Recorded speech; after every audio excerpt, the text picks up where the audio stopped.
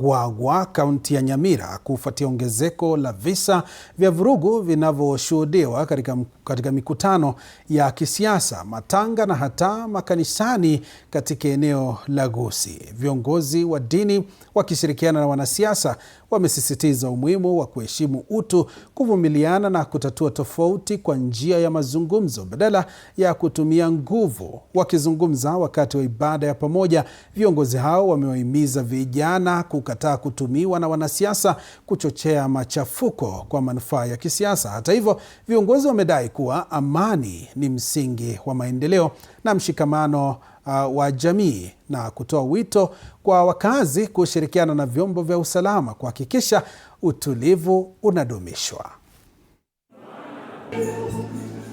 Kuna vijana wengi katika kanisani na wengi hawana kazi, na naomba wanasiasa wajitumie vijana hawa kuwapatia pesa kama 100, 200 ili walete furuju katika siasa.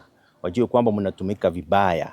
Napika pande kabisa kwa kuleta hiyo pesa, itatusaidia. Hata saa hii iko wageni hapa wanatengenezea sisi sketi ile misuri ya kisasa. Vijana ndio mimi nasema ya kwamba msitumie pesa ile tulisema 100 muende kuvuruga amani. Amani tunataka ende vile mheshimiwa alisema. Vijana wetu wasikubali kutumika, kuruhusa mawe, kufunja mali ya wenyewe, waende pole.